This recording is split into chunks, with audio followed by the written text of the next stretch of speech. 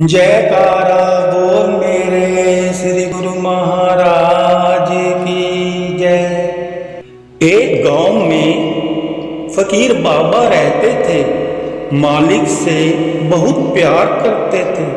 दो रोटी मिल जाए तो खा ली, नहीं तो हर वक्त भक्ति साधना में लगे रहते थे। मालिक की उस फकीर बाबा पर बड़ी कृपा थी। उसी गांव में पांडव भी रहते थे, बहुत दुखी थे। एक बार द्रौपदी भगवान श्री कृष्ण के पास जाती है और कहती है, सखा, हमारे ऊपर जो दुख आए हुए हैं ये कब खत्म होंगे, इसका कोई उपाय बताओ। भगवान श्री कृष्ण ने द्रौपदी से कहा, इसका एक ही उपाय है। सारे गांव को खाने का न्योता दो, लंगर करो। ध्यान रखना, पूरे गांव में कोई खाए बिना रह ना जाए, चाहे बूढ़ा हो, बच्चा हो या जवान। जब पूरा गांव आपके घर से खाना खाएगा, आपके आंगन में जो घंटा लगा है अपने आप बज उठेगा। समझ जाना कि अब दुख दूर होने वाले हैं। सभी पांडव गांव में जाते हैं, घर घर जाकर खाने का न्योता देते हैं और कहते हैं, कल खाना वहीं खाना है, पूरे परिवार के साथ आना।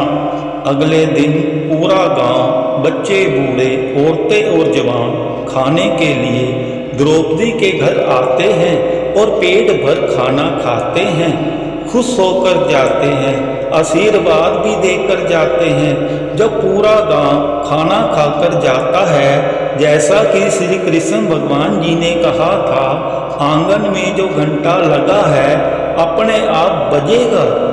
जब पूरा गांव खाना खाकर जाएगा मगर घंटा नहीं बजा। द्रौपदी श्री कृष्ण भगवान जी के पास जाती है और कहती है, हे सखा, पूरा गांव खाना खाकर जा चुका है और खुश होकर गया है, पर घंटा नहीं बजा। भगवान कहते हैं, द्रौपदी, गांव में एक व्यक्ति रह गया है जिसे आपने न्योता नहीं दिया।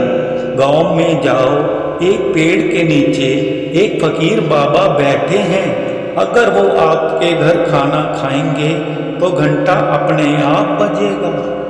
पांचों भाई फकीर बाबा के पास जाते हैं और खाने का न्योता देते हैं, परंतु फकीर बाबा आने के लिए मना कर देते हैं कि मैं किसी के घर का खाना नहीं खाता।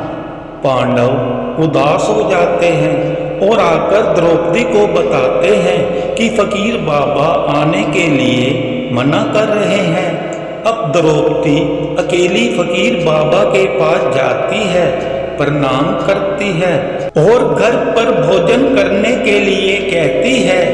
पहले तो फकीर बाबा ने मना कर दिया, फिर जब द्रौपदी ने कहा, एक औरत अकेली इतनी दूर से आपको खाने का न्योता देने आई है, तभी फकीर बाबा के मन में भी यही ख्याल आता है कि द्रौपदी अकेली इतनी दूर से मुझे न्योता देने आई है। मान जाते हैं और कहते हैं, बेटी, कल 12 बजे मैं आपके घर खाना खाने आऊँगा। अब द्रौपदी जल्दी जल्दी अपने घर जाती है, तरह तरह के व्यंजन अपने हाथ से तैयार करती है, क्योंकि अब केवल फकीर बाबा ही खाने को रह गए हैं। अगर बाबा खुश हो गए तो घंटा अपने आप बज उठेगा, हमारे सारे दुख दूर हो जाएंगे। वह समय भी आ गया। फकीर बाबा आते हैं, द्रौपदी उनको खाना परोसती है, तरह तरह के व्यंजन, फल फ्रूट, रोटी आदि। फकीर बाबा अपना हाथ धोते हैं और एक प्लेट उठाते हैं। उस प्लेट में थोड़ा थोड़ा सामान डालते हैं, रोटी के छोटे छोटे टुकड़े कर उसे भी प्लेट में डाल देते हैं। उन सभी को हाथ से मथ देते हैं और हाथ से मथा हुआ सामान खाना शुरू कर देते हैं। ये सब द्रौपदी देख रही थी और मन ही मन फकीर बाबा को गाली देती है। बदतमीज, पागल, खाने की भी अक्ल नहीं है। जिस द्रौपदी के हाथ के बनाए खाने को देवता भी खाने को तरसते हैं और तुमने सब खाना एक ही प्लेट में मत दिया। जैसे ही फकीर बाबा खाना खाकर उठते हैं, जाने ही वाले होते हैं, श्री कृष्ण भगवान आ जाते हैं। द्रौपदी श्री कृष्ण भगवान को कहती है, सखा घंटा तो अब भी नहीं बजा। भगवान द्रौपदी से कहते हैं, फकीर बाबा से ही पूछो घंटा क्यों नहीं बजा। तभी फकीर बाबा बोलते हैं, ये घंटा तो जरूर बजेगा।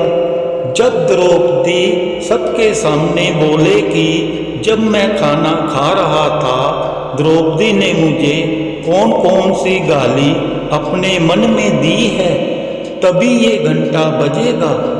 तब द्रौपदी ने कहा, हाँ मैंने मन ही मन फकीर बाबा को बदतमीज, पागल कहा है और ये भी कहा है कि खाने की अक्ल नहीं है। जिस द्रौपदी के हाथ से बने खाने को देवता भी तरसते हैं, उसी खाने को फकीर बाबा ने एक ही प्लेट में मथ दिया।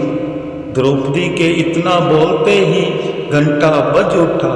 तभी फकीर बाबा द्रौपदी को कहते हैं, बेटी फकीर जब खाना खाता है स्वाद नहीं देखता, केवल पेट भरता है। जयकारा बोल मेरे श्री गुरु महाराज की जय।